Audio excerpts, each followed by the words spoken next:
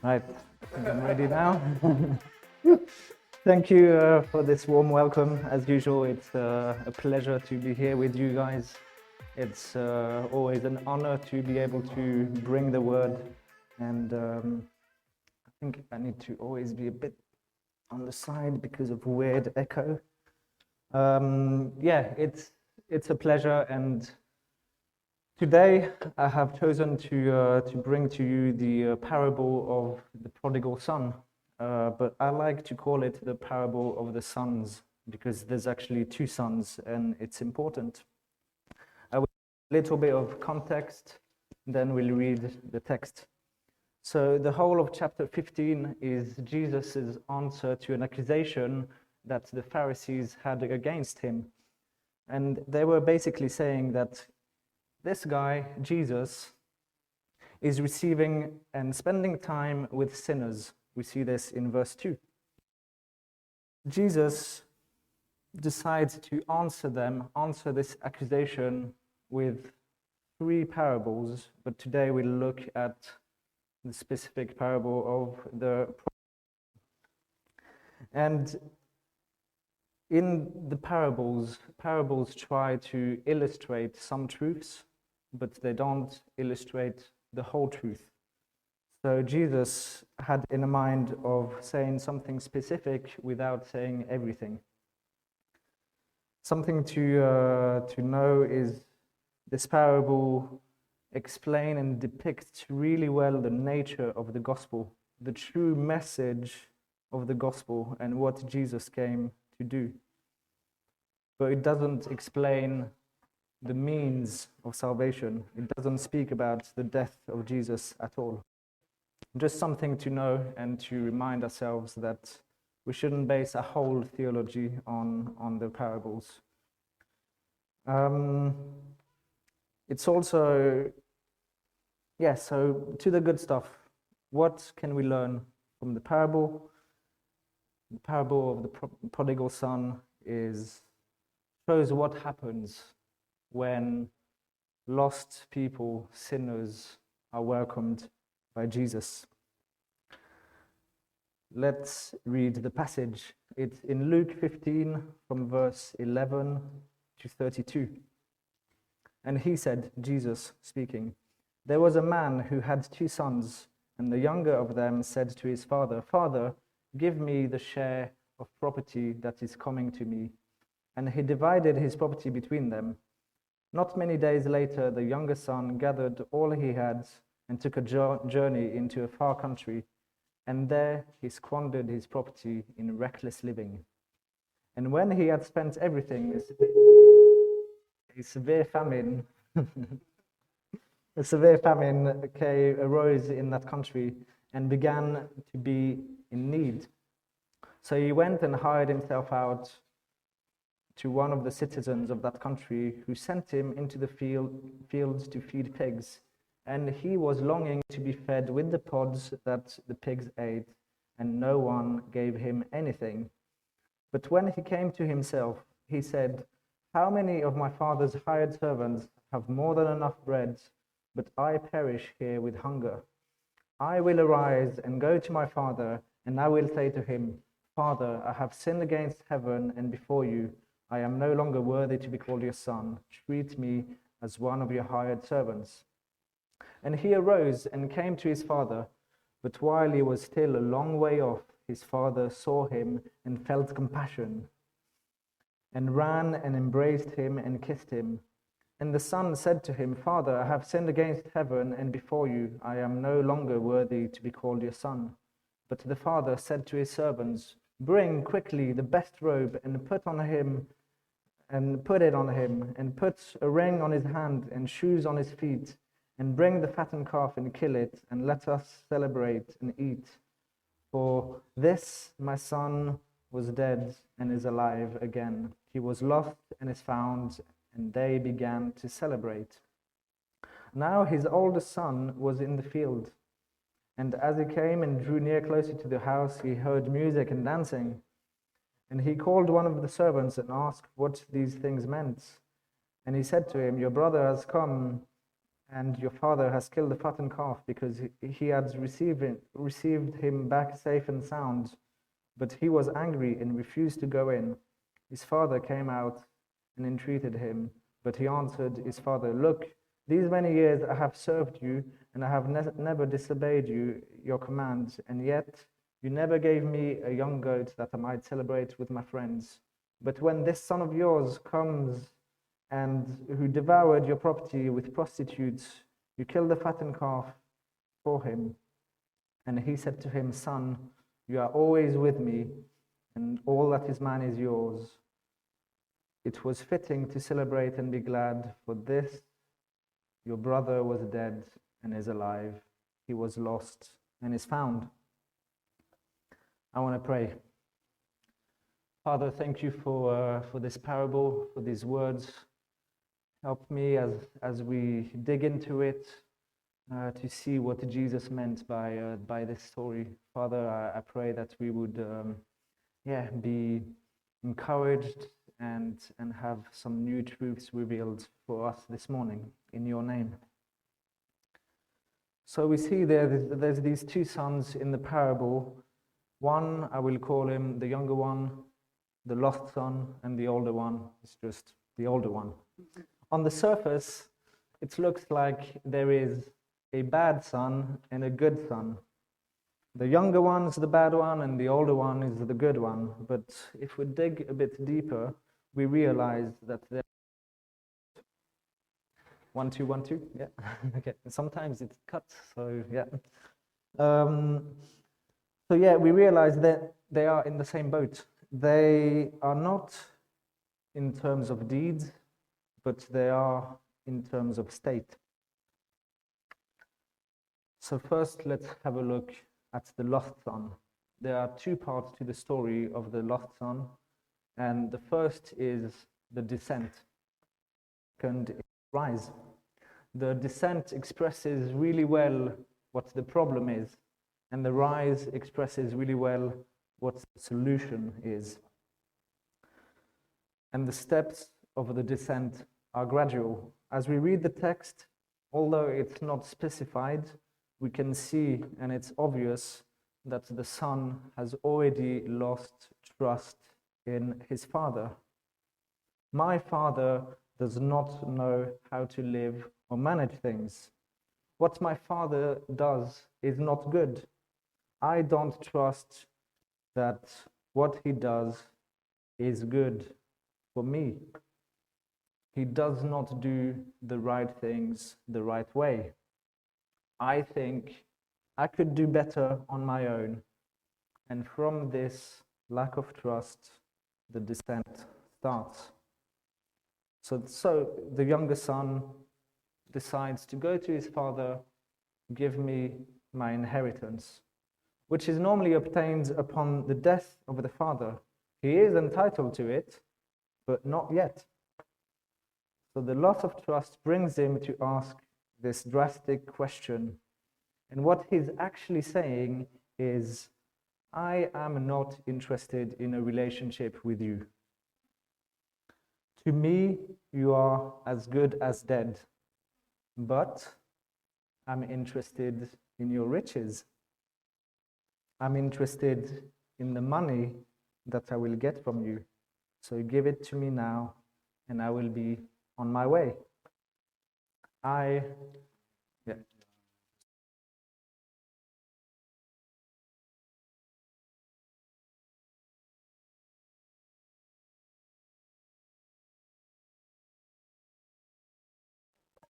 Is this better? 1 2, yes. Great. Where was I? Yes. I no longer want this relationship with you. Give me your money and I'll be on my way. And this kind of thinking actually surrounds us. We hear people, I'm not interested in God. I don't really believe in God.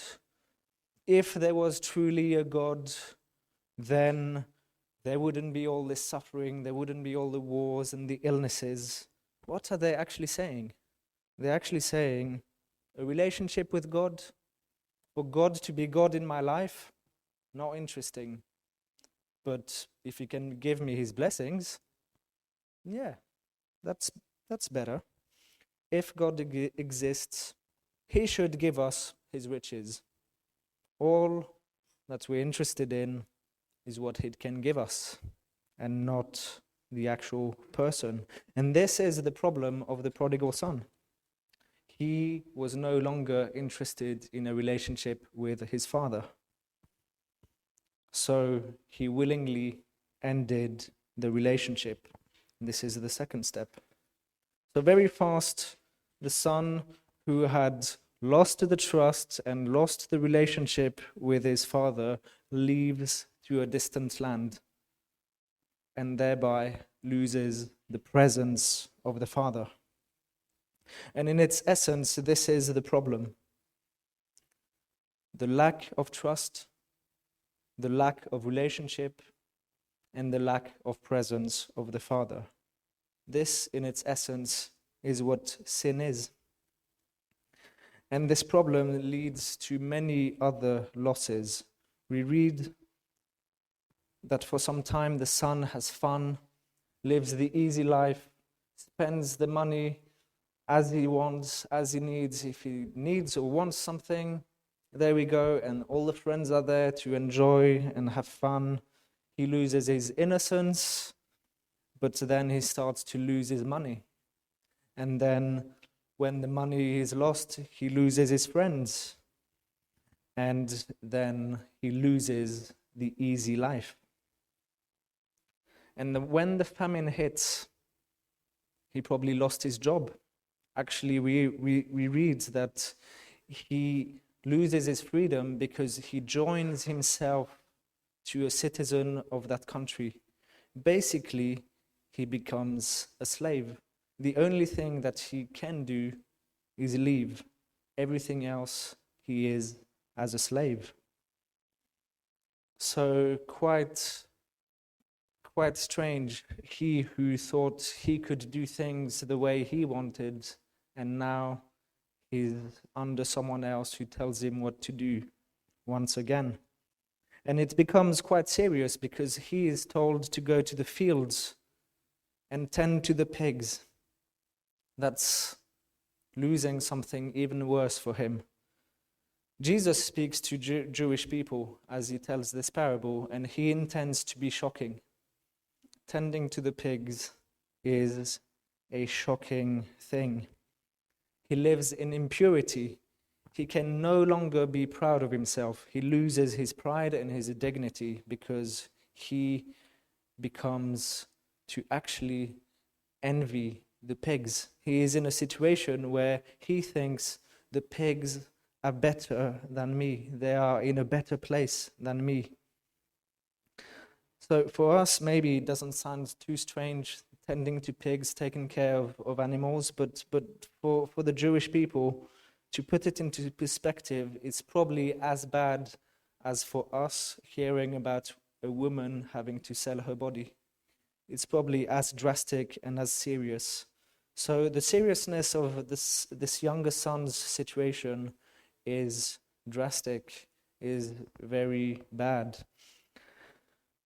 He is at the point where he loses one more thing. He loses all hope. I can no longer do anything for myself. He's hit rock bottom. One last step, and he's got one last thing to lose, and that would be the loss of life. And this is where Jesus wants his listeners to understand that his aim is to meet the lost. His aim is to meet people who have lost things. His aim is to welcome them and be ready to spend time with them. And the people that is drawing near to him, the tax collectors and the sinners, they have lost reputation, they have lost status, they have lost money, they have lost friends. They can very highly relate to the lost son. And this word receive, Luke uses it 6 times in the gospel, and it means to eagerly await. It means to expectedly wait for someone, to be excited to meet someone. So this is the state Jesus is in. He is excited to meet these people. He cannot wait to meet the lost. He cannot wait to be there for them. Jesus has so much compassion that he is excited to receive us wherever we are, whatever we have done. So let us just draw near to him, because he is eagerly waiting.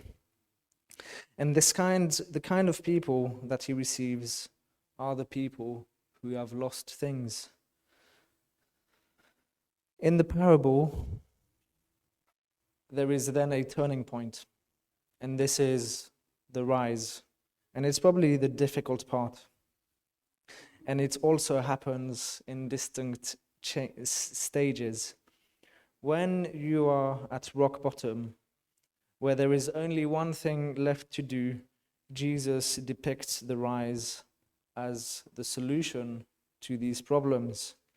First, the son comes to himself.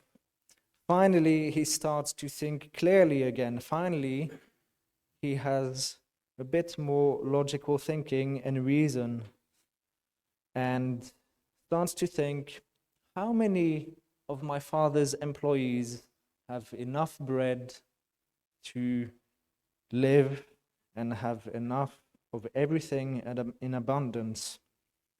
He starts to think, yes, they are riches in my father's house. And what he does is maybe not so bad. It's actually maybe does things the right way. He recognizes that in his father's house, things are going well. And he admits reality. He realizes that he totally misjudged his father, and that maybe he knew a bit better how to live than himself.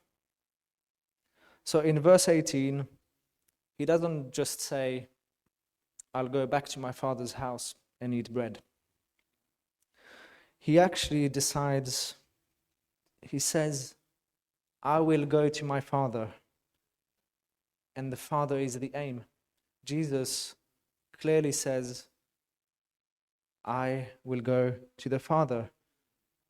This is what Jesus is underlying. The aim is not what the Father has or what the Father can give. The aim is the Father. And we probably all know this verse in John 14:6. Jesus saying, I am the way, the truth, and the life. No one comes to the Father but by me. The aim is the Father. Jesus didn't say, no one comes to forgiveness but by me. No one comes to heaven but by me. No, he says, no one comes to the Father but by me. So the aim is the relationship with the Father. This is the true motivation of salvation. And then you can see that he thinks to himself and he plans to say, Father, I have sinned against you. I no longer deserve to be a son. I recognize I wasn't a victim. I recognize that I have done the wrong things. I recognize that my choices were not correct. I recognize that I do not deserve everything. I actually recognize I don't deserve anything.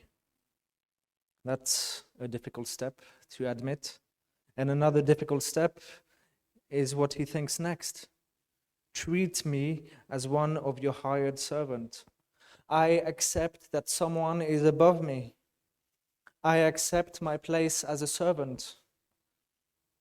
I accept that you're in charge, Father.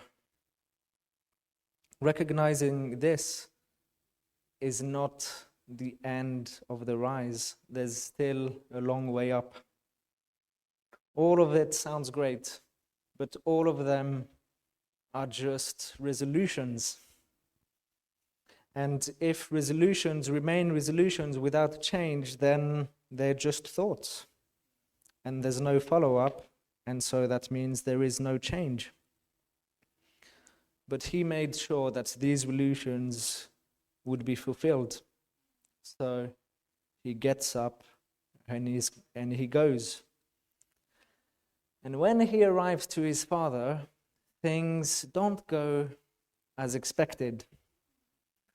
The father, a long way off, is already looking, is already waiting, eagerly waiting for the return, eagerly waiting for his younger son to come back home.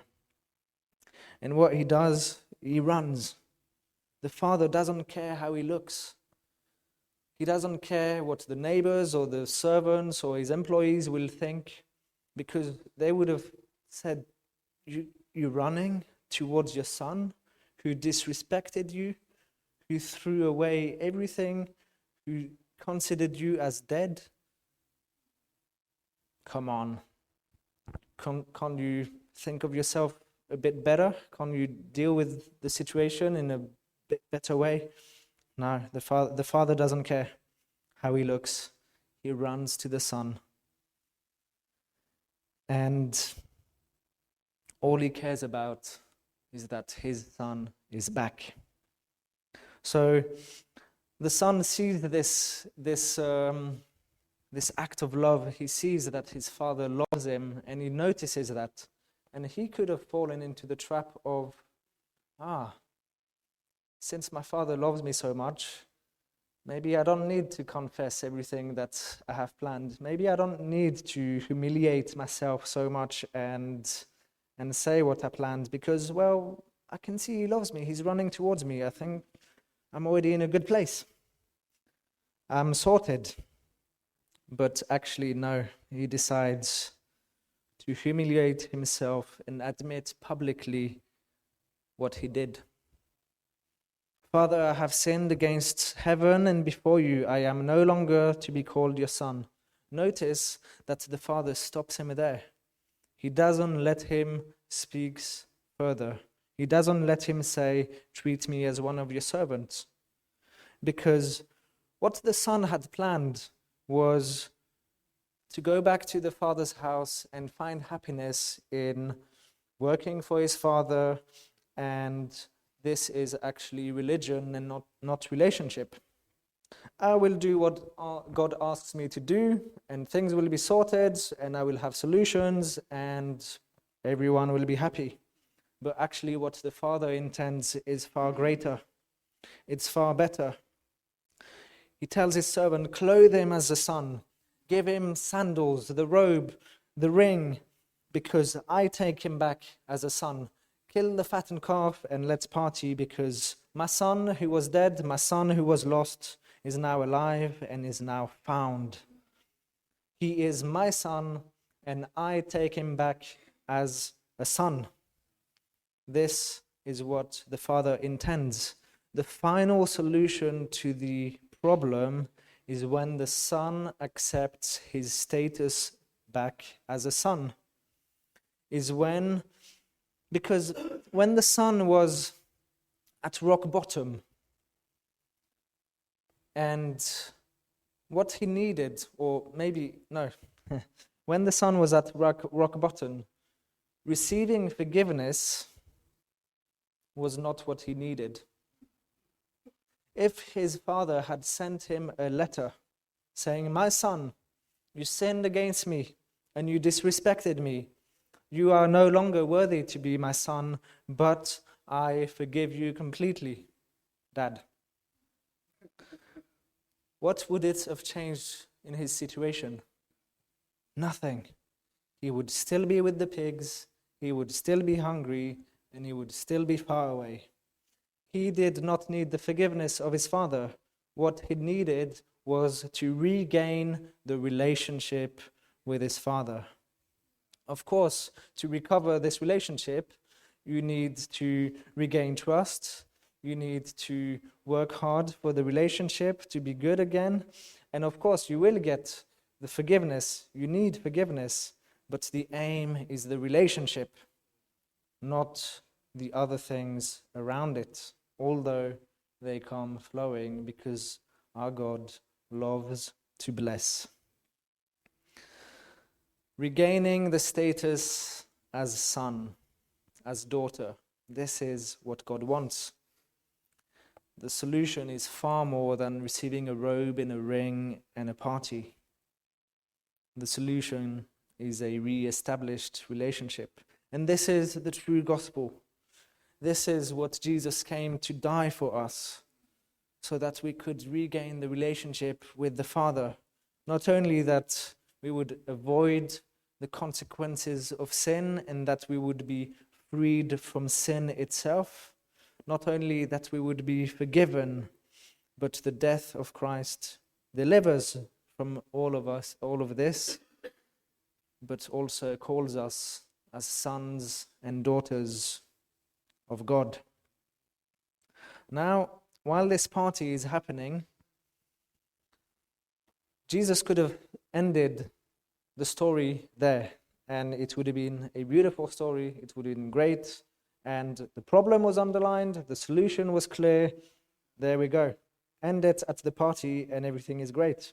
Once upon a time, there was a boy who had many problems and everything was resolved. The end. Great. But no, Jesus carries on because the father has two sons. And the older son, while the party happens, comes back from the field after a long day of work and finds out the bad brother is back. Okay, what does he do? His reaction is anger and criticism. He is displeased with the generosity of the father, and he starts to think, what my father does is not good. My father does not know the right things, does not know how to live the right way. He doesn't do it correctly. Does it remind you of someone, of something? The younger son was thinking the exact same. The older son is now losing trust in his father. He criticizes him and complains. And then, when he speaks to his father, tells him, when this son of yours is back, you do this. He no longer wants to associate with the family. If this son of yours is going to be called your son, then I want nothing to do with him and I want nothing to do with you. I will not come in the house and party because I don't want to be with you guys. Thereby, kind of decides to lose the relation with the father. Decides that it's not worth it because he thinks better. He thinks he knows better. And he doesn't want to come in the house. He prefers to stay in the fields. He doesn't want to be in the presence of the Father. These are the 3 steps that we saw earlier, the 3 steps of the problem. Of course, he's not in a distant land, lost, but he's lost in the fields. We can find that the problem of sin is also in the older brother. He is not better. Maybe it's not as visible, maybe it's not as severe, but the problem is still there. The lack of trust, the lack of relation, and the lack of presence. So the aim, wrong page. So let's look at how the Father answers to this criticism, this anger, because it's important to see how God reacts to this. Like he went out and like he ran after the younger brother, he goes out, gets out from the party and goes out to see the older son. He calls him, my son. with compassion. My son, everything that you have, everything that I have is yours. Everything that belongs to me is yours. You can enjoy it. Take it. Why don't you enjoy it? And he tries to bring him to reason. It's important. Your brother was lost. Think about it. Look at things the way I see. He was lost. He's now found. It's reason enough to celebrate. The problem with the older son was that he thought he was better. He thought, I'm better than him. I don't do things like he does. I'm way better. I deserve a reward because I work hard in the fields. And he basically relates to his father based on authority and law, and not love and freedom. He's been silently critical of his father while pretending to serve and obey him, and his service was a matter of duty rather than joy. He has the mind of a slave and not a son, and this is the problem. And as the father goes out, he extends his arm to him and is like, son, come back in the house. Come back to me. I want you in there as much as I want your brother in there. Be reasonable and come in. Do we know how the story ends? Jesus didn't finish it. And to me, it sounds like an invitation to each and every one of us, whether we're in a distant land or in the fields, whether we can relate to the younger brother more or to the older brother more, however far or however close we are, the aim of the Father is a true relationship with him. Jesus eagerly awaits us all, like the father who runs to the younger brother, like the father who leaves the party to the older brother. Jesus is waiting in expectation for us, and is ready to embrace us. He's ready to pour out his grace and show us compassion. I want to pray. Father, I thank you for this parable, this story that shows the importance of relationship, the importance of an encounter and a true, deep relationship with you. Father, I pray as we go through life, and sometimes we lose trust in you, and sometimes we lose trust in what we think you're doing, whether it's the best way or not. I pray that we wouldn't fall onto that trap of losing trust and then losing relation and then losing your presence. I pray that during these times, your presence would abound. And I pray that, if we go away, if we get lost, that you would eagerly await us when reason kicks back in. Thank you, Father, because you're always ready to embrace us, wherever we are, whatever we've lost, whatever we've done. In your name, amen.